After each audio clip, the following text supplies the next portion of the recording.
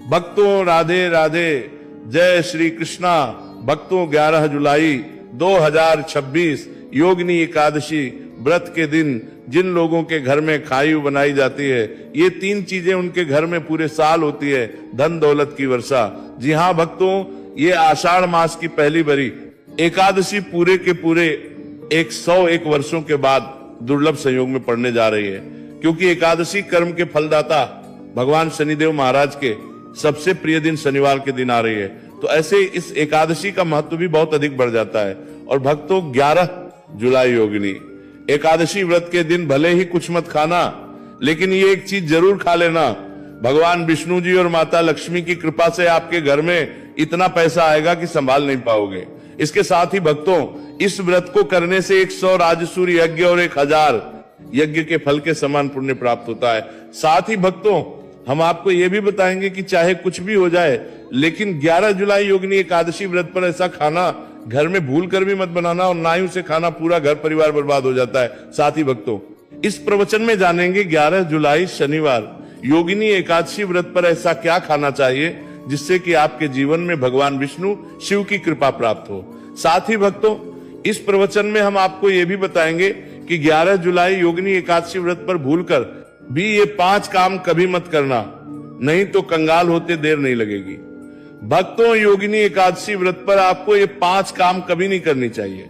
जो भी व्यक्ति शनिवार योगिनी एकादशी व्रत के दिन इन 5 कामों को करता है, उसकी जिंदगी बर्बाद हो जाती है, उसके घर में कंगाली छा जाती है, और जिस 5 कार्य होते हैं माता लक्ष्मी ऐसे घर से हमेशा के लिए चली जाती है। भक्तों, साथ में हम आपको यह भी बताएंगे कि 11 जुलाई योगिनी एकादशी व्रत के दिन अगर आप इन चीजों का दान कर देते हो तो आपके घर में कभी धन की कमी नहीं होगी, हमेशा ही रुपया पैसा आपके घर में आएगा। तो इसीलिए आप इस प्रवचन को पूरा ही सुने, आधा अधूरा ना सुने। कई लोग होते हैं जो वीडियो को काट काट कर देखते हैं, बीच बीच से देखें, और फिर ऐसे व्यक्ति को जीवन में कभी सफलता हासिल भी नहीं हो सकती। इसीलिए वीडियो को आधा अधूरा छोड़कर ना जाए। भक्तों, चाहे कुछ भी हो जाए, लेकिन एकादशी के दिन एक छोटी सी चीज जरूर खा लेना। आपको करोड़पति बनने से विधाता भी नहीं रोक पाएंगे, क्योंकि 101 वर्षों के बाद आषाढ़ मास में योगिनी एकादशी व्रत ऐसे शुभ समय में पड़ने जा रहे हैं। और योगिनी एकादशी हिंदू धर्म के लोगों के लिए सबसे श्रेष्ठ मानी जाती है। और भक्तों, इस दिन किया गया कोई भी उपाय कभी भी निष्फल नहीं जाता, बेकार नहीं जाता, मतलब हमेशा लाभ ही लाभ प्रदान करवाता है।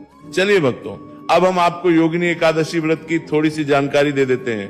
भक्तों, इस बार 2026 में योगिनी एकादशी व्रत को लेकर लोगों के मन में शंका बनी हुई है कि यह व्रत इस दिन रखा जाएगा, 10 जुलाई या 11 जुलाई पूजा पाठ कैसे किया जाएगा, शुभ मुहूर्त क्या रहेगा, इस दिन क्या खाना है और क्या नहीं खाना है। इस प्रवचन में हम आपका सारा कंफ्यूजन दूर कर देंगे। बस आपको संपूर्ण जानकारी के लिए इस प्रवचन को पूरा जरूर सुनना होगा। और भी बहुत सारे लोगों के प्रश्न आ रहे हैं कि योगिनी एकादशी व्रत के दिन चावल खा सकते हैं या नहीं खा सकते हैं, पहली बार ये व्रत कर सकते हैं या नहीं। इन सभी प्रश्नों के उत्तर आज हम इस प्रवचन में जानेंगे, और ये भी बताएंगे कि वो कौन सी चीज है जो हमें योगिनी एकादशी व्रत के दिन जरूरी खा लेनी चाहिए। अगर आप ये चीज खा लेते हो तो आपको धनवान बनने से विधाता भी रोक नहीं पाएंगे। भक्तों, योगिनी एकादशी व्रत है, और योगिनी एकादशी व्रत की रात तुलसी में एक चीज जरूर बांध देना चाहिए। अगर आप योगिनी एकादशी व्रत के दिन तुलसी में एक चीज बांध देते हो तो माता लक्ष्मी जी की कृपा से आपके जीवन में धन आने के सभी रास्ते खुलते चले जाएंगे। तो भक्तों, योगिनी एकादशी व्रत आषाढ़ मास की कृष्ण पक्ष की एकादशी को मनाई जाती है। भारत में इसे अलग अलग जगहों पर अलग अलग नाम से जाना जाता है। जैसे कहीं न कहीं पर इसे योगिनी एकादशी व्रत, और कहीं न कहीं पर आषाढ़ी एकादशी, कहीं न कहीं पर बस व वैष्णव योगिनी एकादशी व्रत के नाम से भी जाना जाता है। धर्म ग्रंथों में कहा गया है कि योगिनी एकादशी व्रत आषाढ़ कृष्ण की एकादशी होती है, और ये भगवान श्री विष्णु को समर्पित एक अत्यंत पुण्यदायी व्रत माना गया है। शास्त्रों में कहा गया है कि इस दिन श्रद्धा और भक्ति से व्रत रखने, भगवान विष्णु का स्मरण करने और दान पुण्य करने से मनुष्य अपने जन्म जन्मांतर के पापों से मुक्त होकर मोक्ष की प्राप्ति करता है। इतना ही नहीं, इस व्रत के प्रभाव से मात्र वृत्ति को ही नहीं, उसके पितरों को भी स्वर्ग और मोक्ष की प्राप्ति होती है। इसलिए इसे पितृ उद्धारक एकादशी भी कहा गया है। जीवन में सुख, शांति, सौभाग्य, समृद्धि और चारों पुरुषार्थ, धर्म, अर्थ, काम और मोक्ष की प्राप्ति भी इसी व्रत के प्रभाव से होती है।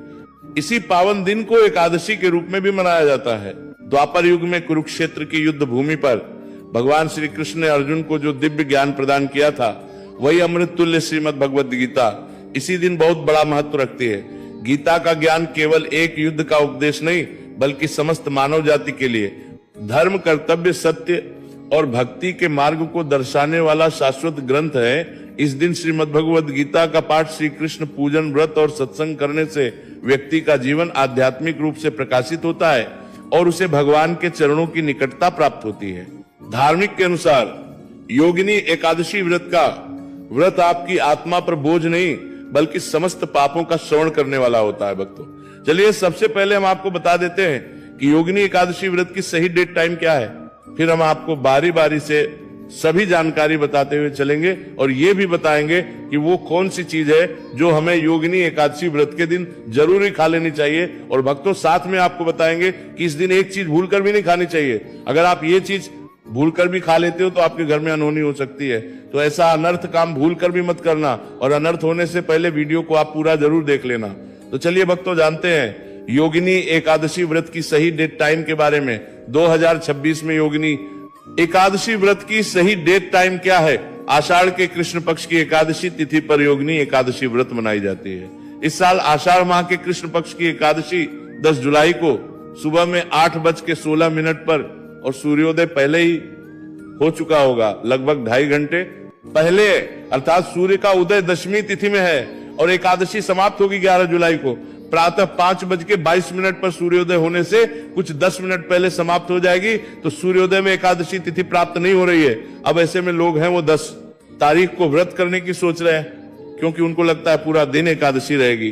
देखिए, यहाँ पर शास्त्रीय नियमों को समझना आवश्यक है। कुछ लोग स्मार्ता और वैष्णव के बीच में फंसे हुए हैं। स्मार्ता व्रत इस दिन है, गृहस्थ जीवन कुछ दिन करना चाहिए, अन्य लोगों को, ऋषि मुनियों को इस दिन करना चाहिए। देखिए प्रिय भक्तों, मेरा मानना है कि पुराणों में जो नियम लिखे हैं हमें उनको देखना चाहिए, सब छोड़ दीजिए। और मैं कभी ऐसे नहीं कहता कि आपकी इच्छा है इस दिन कर लो, आपकी इच्छा है इस दिन कर लो।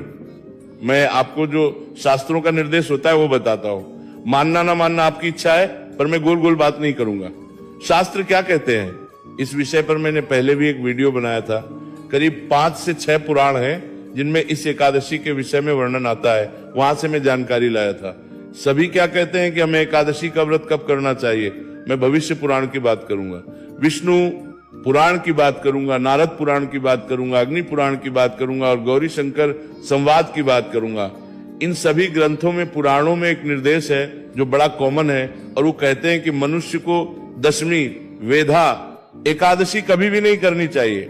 अर्थात जिस दिन सूर्य का उदय दशमी तिथि में हो और बाद में एकादशी आ रही हो, तो उस एकादशी को भूल के भी नहीं करना चाहिए।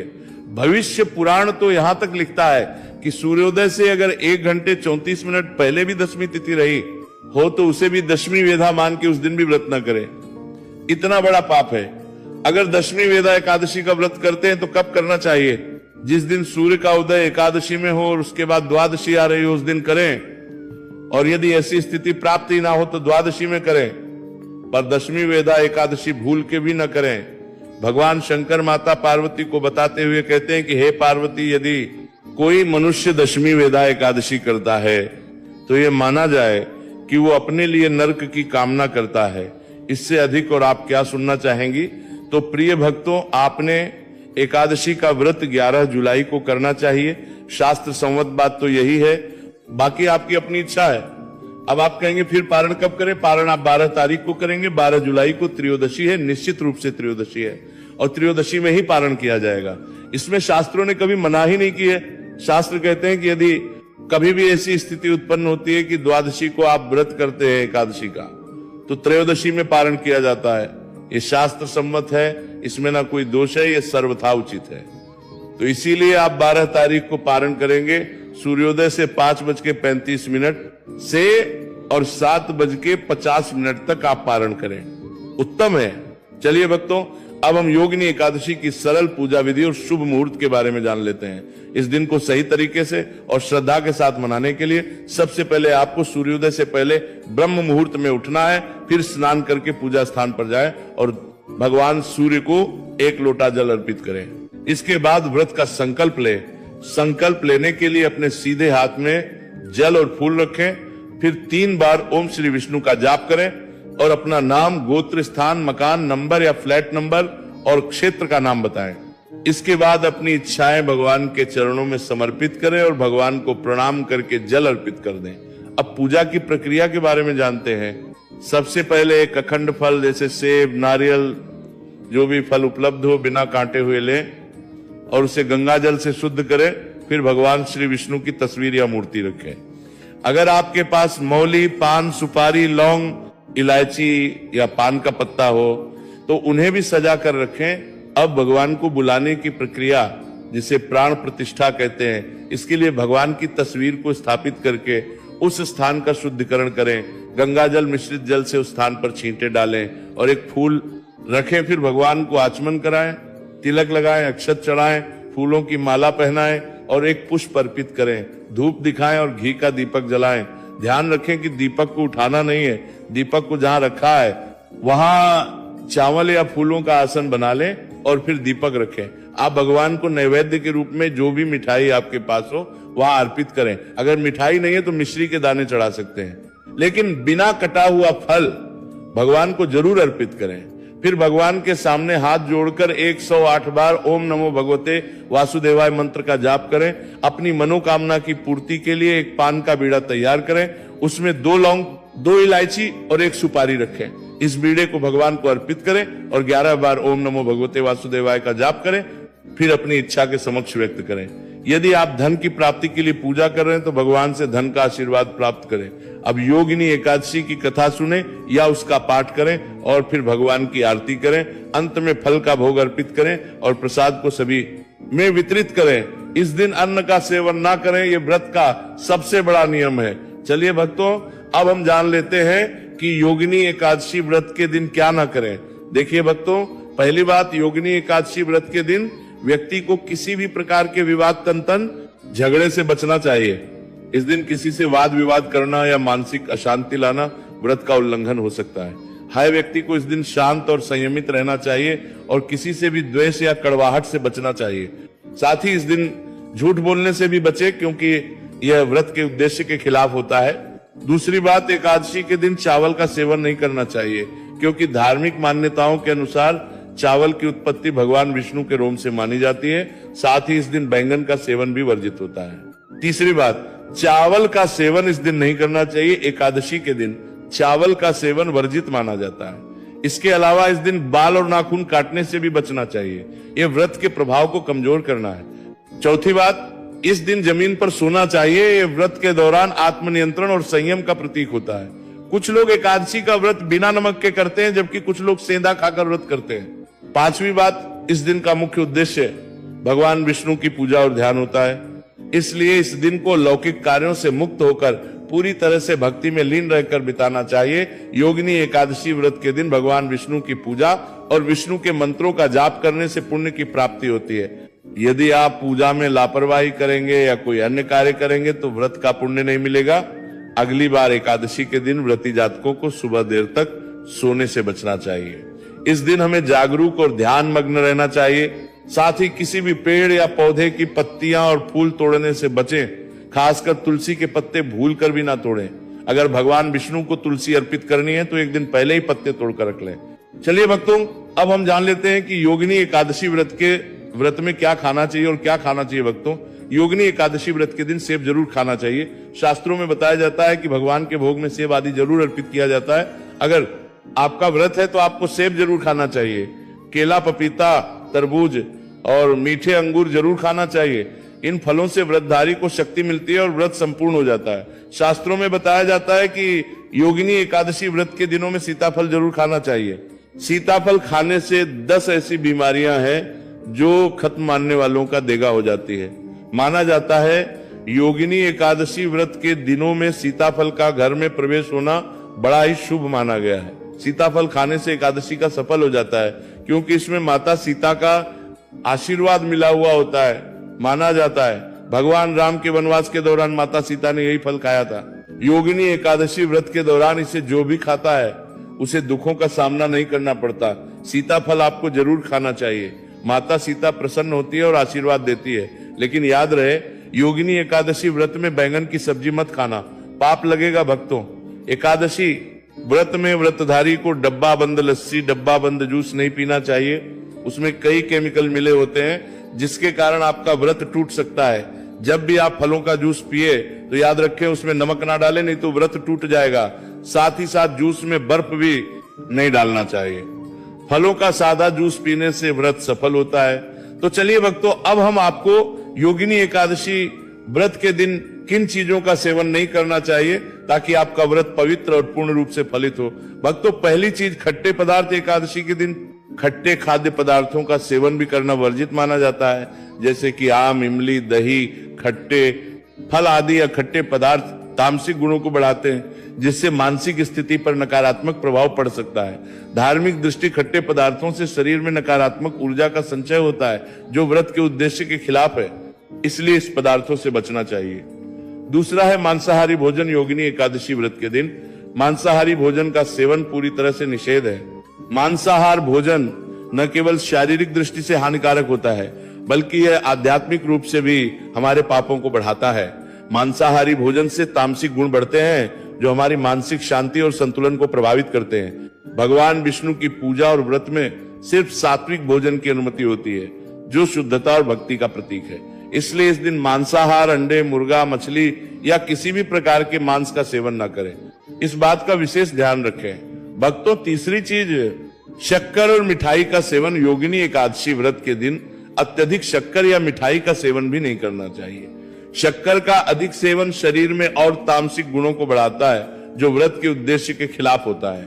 मिठाई और शक्कर का सेवन मानसिक स्थिति को प्रभावित कर सकता है और वृत्ति को संतुलित रखने में मुश्किलें पैदा कर सकता है। हालांकि इस दिन हल्के मीठे फल जैसे केला, सेब, नारियल आदि खाया जा सकता है, लेकिन अधिक शक्कर या मिठाई का सेवन करने से बचना चाहिए। इन सभी चीजों से परहेज करते हुए इस एकादशी का पालन करें। भक्तों, आगे की जानकारी देने से पहले अगर आप हमारे चैनल पर नए हैं तो चैनल को सब्सक्राइब करके वीडियो को एक लाइक जरूर करें।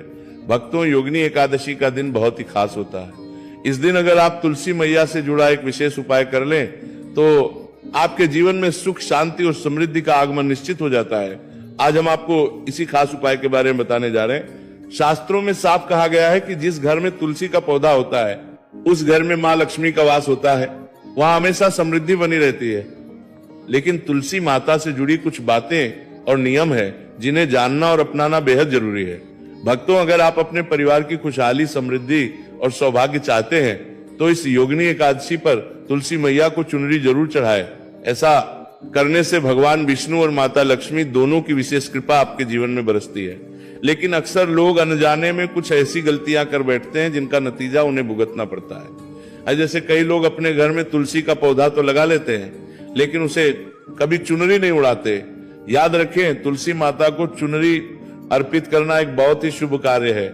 इससे मनोकामनाएं पूरी होती है। और भक्तों, ध्यान रखें कि तुलसी के पास कभी कोई अपवित्र या अशुद्ध चीजें ना रखें, वहां हमेशा साफ सफाई बनी रहनी चाहिए। साथ तुम्हारी जानकारी है कि आप पूरी ना की ना भक्तों के सामने होने चम्मे के सामने होने चम्मे होने। ये तुलसी के पास कभी भी कटु या कड़वे शब्द नहीं बोलने चाहिए, वहां हमेशा साफ सफाई बनी रहनी चाहिए। साथ ही तुलसी के पास कभी भी कटु या कड़वे शब्द नहीं बोलने चाहिए, वरना तुलसी मैया नाराज हो जाती है। अब जानिए उस खास उपाय के बारे में जिसे योगिनी एकादशी पर करना चाहिए। इस दिन ब्रह्म मुहूर्त में उठकर तुलसी